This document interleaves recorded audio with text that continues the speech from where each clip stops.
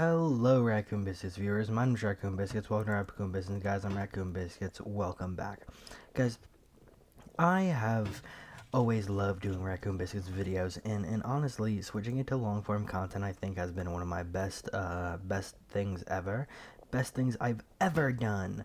Just like that one clip of Howie Mandel talking to that little kid and him telling him, hey, like, you are the youngest person ever. Now, if that does mean something, then go for it. Ooh, guys, I'm like speedrunning this, so I'm gonna be messing up a lot. I also don't say a lot of things.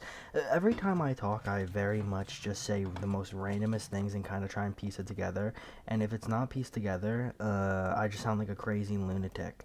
Um, I have been I've been watching YouTube for a while. YouTube has been like a cool little thing for me, and I've always watched YouTube, just like you guys watching this. You guys probably also always watched YouTube, but the thing is with YouTube right now is kind of boring. I don't know if this is the same with anybody, and I mean, hey, it's gonna be the same with people viewing my content. YouTube's just like not it right now. There's a lot of videos that are like I don't know how to explain it. It's just slop. And hopefully I am also not slop. I mean, I try not to make slop. I mean, the games I do play are on the edge of slop. I mean, AI. At least it's not AI brain rot. Speaking about AI brain rot, I mean that's a good topic to go on. I'm making this video not knowing what I'm going to talk about, so that's pretty much the thought process going into Raccoon Biscuits videos. I just hit record and I just talk about whatever's on my mind at the time. Um, I did hear about this AI film that's going to be in movie theaters, and AMC put their foot down and said, "Hey, we're not going to do that in ours." Which shout out AMC. Although I'm not an AMC fan, I go to Regal. I went to Regal with one of my friends for the FNAF movie, and funny enough, that's a fun story in itself because I remember me and this girl had a little beefing out with my ex. Because my ex was a person, and I kind of cut her off because of her. And then obviously, now being mature, I'm realizing that was an idiotic move. Guys, don't cut your friends off for a significant other that's not more than a year or 6 months. I don't really know. But I remember I cut her off, and then we told each other, we were like, hey, like, no matter what, we're gonna see the FNAF movie together. Like every FNAF movie ever made, we're gonna see it together. And we followed through on that. We watched FNAF 2 together. This is very delayed. This is a very delayed FNAF 2 retrospective, so I'm not gonna do a retrospective because God forbid the editing style would be crazy and I wouldn't know how to do it. But it'd be fun.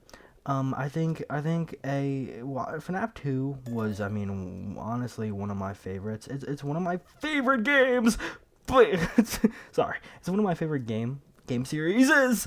But I think FNAF 2 is the best Five Nights at Freddy's game. I really should be talking about this when I'm playing a FNAF game. So next time I will do that, and I will be better at what I do.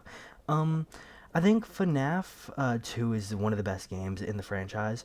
I think Sister Location is where Scott Cawthon was like, yeah, let's just make something that's like FNAF-esque and see how it goes. FNAF 6 was purely experimental in my mind, and well, not FNAF 6, but FNAF Sister Location was purely experimental on mine, and I hold this hot take with everybody I talk to. FNAF Sister Location is the worst FNAF game ever made, not even pre-Steel Wool. The Steel Wool games actually are quite literally better than Sister Location. I can't name one lore bit of Sister Location that's not just Ennard or like the purple guy coughing him up in that one thing, and then bringing in the yellow guy. What the hell's the yellow guy? Why are we bringing like P Kinks into this? I think that's a little concerning, especially for a young audience at home. Um, Introducing young impressionable minds to P is scary. You need to have that little talk with Timmy. You need to sit him down and you need to be like, "Hey, Timmy, some people like P," and then that's how you talk it. You don't just show us P guy and say, "Hey, man, look at this guy and look at how he's pea colored, maybe pea flavored. God, his wife must be weird." But that's a segue for another day. Sister Location was just like a nothing burger to me. I feel like it was one of the most rushed FNAF games, and so be it. If you sit here and love Sister Location and you have a Sister Location plush on your like head right now, and you're like, wow, this guy does not know what he's saying. Go for it. I mean, I don't know what I'm saying. I'm just kind of here, and I'm just kind of like talking while I'm doing this balance on a beam. But I mean, that's just how it goes. That's just how it goes as a wise man like me. Um, but no, I mean that simply is just the mindset. I do have some favorites from Sister Location. I really like how the mouths open, like the faces open, and that whole faceplate comes out. I think that's a really well designed choice. But other than that, I mean, we can go on a whole rant about Five Nights at Freddy's. I mean, this is just a Five Nights at Freddy's video with no FNAF on it. I think. I think we segue though because we already talked about a blizzard happening and we also talked about Five Nights at Freddy's. We need a new topic and the AI movie we touched on very quickly. I think we should go back. This segueing is a problem, and that's if I want to make it big, holy, it's crazy. Poppy Playtime Chapter 5 just came out. That's an even better segue to talk about because that's something that I'm into right now, and I watched it and it was horrible. Um, Poppy Playtime 5 was really the incarnate of just being like, hey, let's create a cash grab game that is solely based on lore and just let's make it bad. And the thing in my mind is really confusing because you're making like lore games like I'm trying to think how they do it in the Bible, where they're like, Crya. I think Crya is before. I think it's after. No, the Cretaceous period. I need to think about dinosaurs. Let's just say extinct. Like after the dinosaurs went extinct, this, and this happened. That's the mindset we're gonna use. So, okay. I'm sorry. My food's ready, but I'm gonna keep going here real quick. The main point that I was gonna say here was like I don't get lore videos where they really just sorry, I don't get lore, right? I mean I understand lore right now, but after MatPat like kind of retired, I don't know why you want to base your game off of lore anymore. I don't think anybody big is gonna replace MatPat. Game theory entirely just kind of went down the drain after MatPat left. I mean, I think it's the British guy who does it, and no hate to the British guy, but I don't want the spiffing Brit telling me about the Golden Freddy chomping on some kid's head the seventh time in a row. Because, like, at a point it gets old, right? And the FNAF lore in its entirety it's getting bad, it's getting all over the place. Steel Wool has made its reign and done something. I'm going to quickly be right back, because I need to go get my food. I hope I don't leak anything. My girlfriend was mad at me. Give me 1 second. Alrighty, and we're back. So, I don't really remember what we were talking about, but I think we were talking about on the reigns of British people.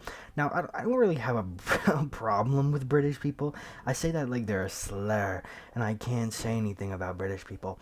But, I mean, if it's not MatPat, I kind of just don't want to play it, MatPat is he's an icon, he's a diva, as some would say. But after MatPat, life got worse, Taxes. I don't have to do taxes yet, so I mean, taxes didn't really hit me, but it could. Taxes could hit anybody, and the thing with taxes is it's scary, Who really wants to sit there and file for taxes? The job market is also kind of bad. Oh, excuse me. I mean, the job market has always been bad, but as somebody who's been unemployed for a huge chunk of time, taxes haven't got to me yet. I just did a final, literally I think an hour ago, and I got a 91.67. Get your laughs out now, because the 6-7 really is irking me, because man, has a number quickly ruined me. I think if I was like, if this was like 2016, like people are saying, oh, like I bring 2016 back, if this was 2016, I would be really upset that I didn't get like a little like extra oomph to my score, because imagine a 91.69. That would be amazing, but now I have to settle with a 67. Thank God I have no little brother or little mother Wait, little brother or little sister? Because I couldn't imagine having to tell them and sitting downstairs with my mom being like, "Hey mom, I got a 66 a 90 oh my god, a 91.67." And the kid's just like, "Oh my god, you got that?" And, oh my god, and then he starts doing the 6 7 emote. "Oh my god, look at me, 6 7 emote. Oh, I got tuk so hard. I got tralala tralala. Oh my god, look at me, look at me." Anyway, I mean, back on the topic of game theory. I mean, do you think game theory made a video about brain rots? I think that would be insane. And if it did, I'm being so honest. If game theory made a video on brain rots, I am going to sit down and record a reaction video. That's gonna be my next video. I'm gonna look as soon as I'm done recording. I'm looking it up, and if there's no brain rot on game theory, I guess I'm not gonna do a reaction video. But I was talking to my girlfriend earlier, and we were watching. I don't think we were watching. I think we were watching gameplay, and I think we were talking about me making a reaction video and how it'd be like an icon, like Alyssa Yu. Shout out to Alyssa Yu. You know, the figure skating, women in figure skating, dude, that's a sport, you know? Usually the men dominated and men are better than women. But, I mean, today, you know what, women, I'll give you your props. You're okay. That's obviously a joke for the viewers at home. Women are equal to men. Well, like, I think we get off this topic because I don't know what I'm saying, and I think I'm digging a hole for the feminine viewers at home. For the masculine viewers, sports. You know, shout out the Eagles. Shout out Bill Belichick. He's dating a young girl. Maybe don't shout him out. It's a little weird. But like he's like. He's a goat, you know? I mean, if a goat dates a younger person, hopefully they're just not a minor, you know? I saw this young kid with autism today, and they kind of sounded like Daniel Larson. I've never done a Daniel Larson impression, so this is gonna be the first time I'm ever doing it. So if this is horrible, I'm gonna cringe, and I'm not gonna cut this out of the video. But it was like this guy where it was like he was like, oh, I forget what he was talking about, but let's say it was like Dr. Pepper, and he was like, this Dr. Pepper flavor is insane. That was not a good Daniel Larson impression, and I do apologize. I think that was a Swedish flag behind me. I don't know. Viewers at home, put in the comments, Swedishes are cool if you get to this part. I feel like I'm brain rot. I feel like I'm very brain rotted myself. I was talking about reacting to brain rot. I think I'm just going to sit there and do the 6-7 emote while doing it. But, I mean, I'm not that brain rotted. I'm very chronically online, and man, oh man, am I autistic? You know, I think I might be the autistic one. But autism's not a bad thing. Shout out autism. You know, like autism. The puzzle pieces for the autism symbol are really cool to me. Anyway, me and my friends were talking about making a podcast, and that's like a thing that everybody talks about. They're like, oh, like let's make a podcast together. I always wanted to make a podcast, and I always wanted to, and I never thought what I would. I never knew what I'd do. For the viewers at home, would I be a good podcast? Would I do good at podcasting? Would you guys sit there for an hour and listen to me? No. Oh, that's okay. That's cool then. Anyway. One thing that I do remind myself of is, I forget. You know, okay, this is very chronically online, but you guys gotta know this. You know that one guy who's, like, on Instagram, and he's, like, he has, like, an arm. I don't know what happened to his arm, but I think he's, like, disabled in one of the arms. And then he just throws things. And then he throws it, like, not even, like, 10 feet. And he's like, whoa, guys, did you see that? I can throw this thing now. Look, my arm. It's like, dude, we get it, okay? Your arm is kind of disabled, and you're working towards improving it. Good on you, man. But you don't gotta, like, have every video be like, whoa, dude, I just, like, threw this rock, and this thing's crazy. I feel like we as society are going back to cavemen, where we're just, like, honestly, just reverting back to monkey brain. And, like, it's okay. Like I'm so fine with monkey brain actually. Like low genuinely, I think it's okay. Maybe I am brain rotted because I've been saying low genuinely a lot, and it's kind of concerning for me and my family members at home. Because what if I don't stop? What if like my brain regresses? What if it turns into slop? What if what if the thing on my grave is just me saying, I low genuinely was awesome sauce? I think I need that on my gravestone. Viewers at home, make sure that's on my gravestone when I die. I think it's the last level. I'm gonna make this really short because this video is all over the place. This is like, I feel like this has been going on for ages. I mean, I don't even know what I'm talking about anymore. And if I keep talking, viewers at home, I'm so sorry. But no, we're gonna go one more. That's what the late and great, Shia LaBeouf would want it. I remember a while ago I watched Shia LaBeouf like a retrospective because this guy's been going a little crazy. And Shia LaBeouf is kind of crazy. I can't lie to you. I don't understand how a man of that stature, who literally yelled at us like in the Leighton days to like just do it, is like, I don't even know. Like how has he gone this bad? He's like a skinny petite king now, but like skinny in the point where it's like kind of scary. He's not like Glaive or anything. He's just skinny. Speaking of Glaive, what's it called? Juno, wow. Juno is a hyperpop artist that I follow, and, he kinda, like, he's doing a US, he's doing the other half of his US tour, and, that's not a problem, but he's not going to where I am. He's going to Brooklyn, and he's going to Minneapolis, which kind of confusing me, Juno. Aren't you meant to be woke? Why are you going to Minneapolis? Things are happening over there. That of which I don't really want to say. It's not good things. Not good things. If you look at Minneapolis and you say they're good things, you're kind of scaring me. But yeah, I mean, I don't even know what I'm gonna title this video. I think I'm gonna title it "Man Goes Crazy."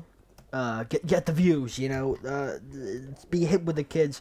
What I'm gonna title this is Tung Tung Sahar coming back from the dead after his fight with Bombadillo Crocodilo. I used to play brain rot games. I used to play sorry. This is like a whimper audio for viewers at home who are blind. Hopefully none of you guys are blind, though, because I don't know how you click on this video. There's no braille on YouTube for the viewers at home. If I'm wrong, please do blind me so I can understand. But I don't think there's braille on YouTube. It'd be really confusing how that worked. I mean, imagine using braille, and then you just swipe on a video of, like, cats getting, like, a pregnancy, like, giving birth.